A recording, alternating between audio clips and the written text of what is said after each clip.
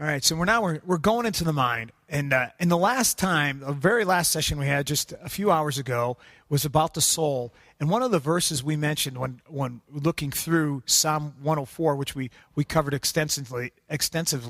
In the last verse it says, "Let the sinners be consumed from the earth, and the wicked be no more."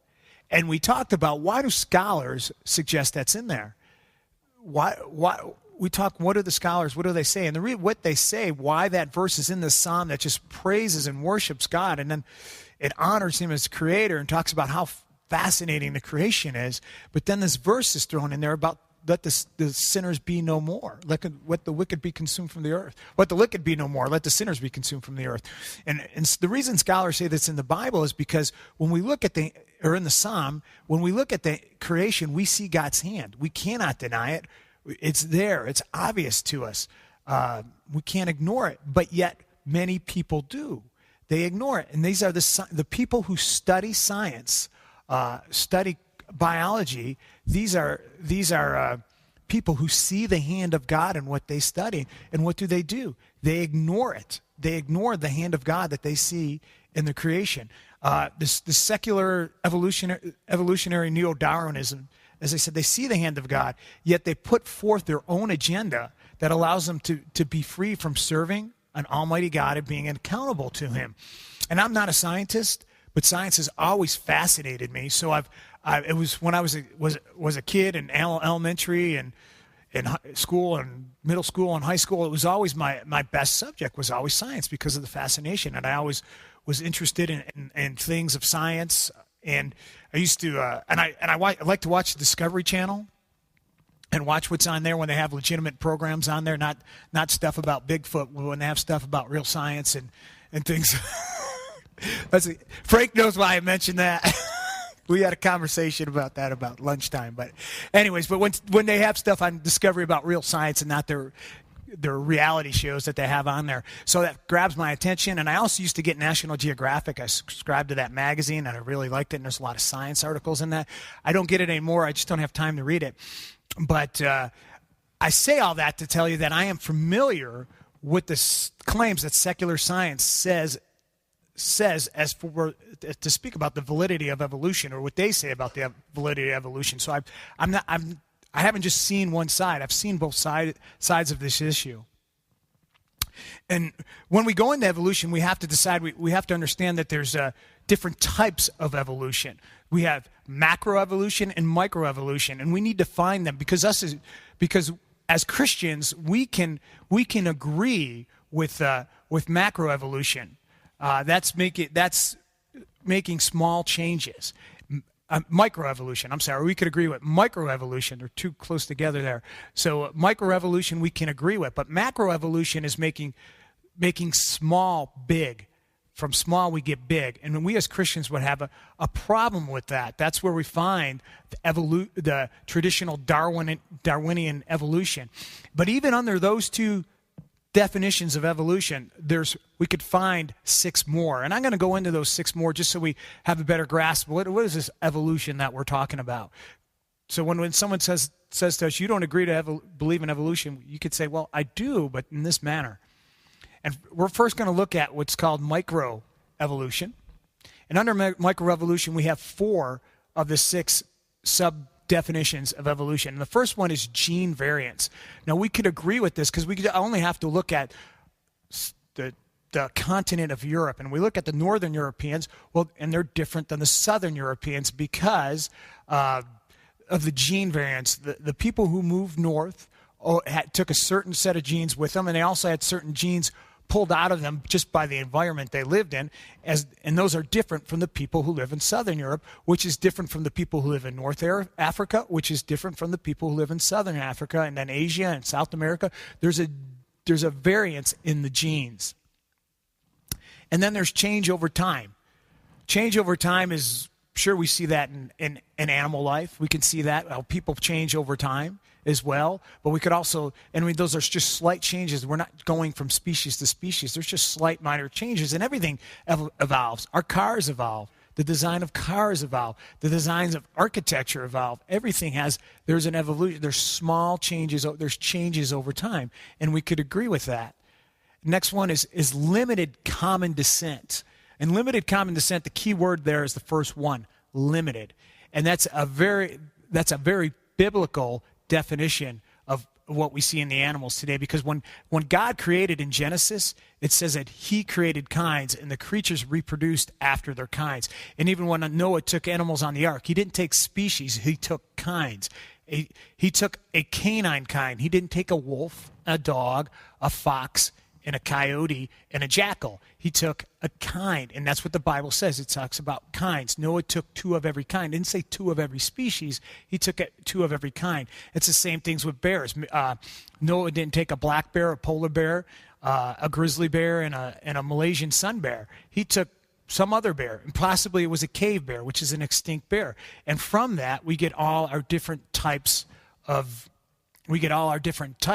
bears, because that bear that went on the ark carried those genes. And so as the bears spread across over the earth, they carry different genes, and so we have different types of bears. And we could see that even in what happens in, there's a story that came out of northern Canada just a few years ago where a hunter shot a white bear. And there was a problem with shooting the white bear because polar bears weren't in season. I don't know if polar bears are ever in season, but they were supposed to be hunting brown bears or grizzly bears. But he said the bear resembled the grizzly bear and it even had a black face. But the game wardens had an issue because this was a white bear. So they did a study on the DNA of the bear. This guy didn't want to be accused of doing something he didn't do, so they looked at the DNA of the bear, and the bear had DNA of a polar bear and of a grizzly bear. So the hunter was validated because it was not a polar bear that he shot. And so what happened was that a polar bear and a grizzly bear had mated, and they had cubs, and this was the byproduct of that. And what that shows is these are not two different animals. They are of the same kind, just as the Bible says. And finally, under microevolution, we got natural selection. Natural selection is how God uses the environment to pull genes out of animals so they develop how they are, just as how the polar bear, the genes were pulled out through natural selection to make the polar bear suited for living in the Arctic. That's why it has webbed feet. That's why it has black skin and translucent fur. The polar bears aren't white. Their fur is actually translucent, and the light shines through the light of the sun goes through the fur and hits the black skin to help it absorb heat better, which is just a fascination of how God's designed things. But he put the genes into the bear that's why the polar bear is that way. Next, we're going to talk about the subtitle of macroevolution. And in macroevolution, we got two definitions. First is universal common descent. And that is where everything came from one cell. All right? That's evolution. Everything started as a cell and came forth. And we as Christians, we don't believe that. Now, there are some Christians, and I believe they're very misguided, and they believe in this type of evolution. They call it theistic evolution. They believe that God guided the process of evolution. And this is different than what's known as progressive creation. Progressive creation. They also believe in a world that's 4 billion years old, but that's different than they believe that God created, the animals died out, God recreated, the animals died out. That's progressive creation. That's not theistic evolution. And very few Christians really believe in theistic evolution, and I believe they're very misguided. They're very confused in that because first off, it's not very scriptural. Second off, the science isn't there for it. And finally, we have unguided universal common descent. And unguided universal common descent is Darwinian evolution. That is the blind watchmaker. That is nothing has guided. We and all the animals just came up here through random chance, through natural selection. That is the purpose of that, is to get rid of God, that blind watcher neo-Darwinism. So when I say it's a myth, okay? That's what I call the myth of evolution, that neo-Darwinism, that unguided universal common descent. And I call it a myth because it's a belief system a person is going to believe despite where the evidence points. So the scientists who hold this, they're going to believe this despite where the evidence points. And many of you heard of a scientist named Richard Dawkins. He's a famous scientist, atheist, and he's written several books on atheism. And he says this. So this is coming from the atheist. And he says, Scientists have to keep in mind that though it looks like it was designed for a purpose, there is no purpose for it.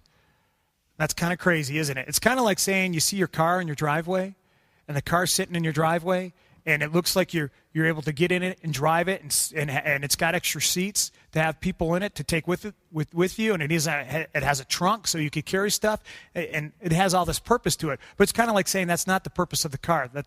Just let it sit in your driveway, because there is no purpose to it. Even though that all looks like that's the purpose of the car, there is no purpose to the car. So that's the same mentality that these scientists have when describing, when they talk about their religion, which this brings us to their religion, which is materialism. And materialism says that matter and energy is all there is. If this assumption is held that matter and energy is all there is, by definition, God cannot be known, because God is outside of matter and energy. And because God cannot be known, therefore he doesn't exist. And must be excused from the realm of knowledge because he can't be known, according to them, because they say that the only thing that we can know about is matter and energy. And this is what's called the scientific method, knowing things through matter and energy. And so therefore they say God doesn't exist. And scientists who promote evolution as truth of how we got here often state that God is irrational. Not that God is irrational, but the belief of God is irrational.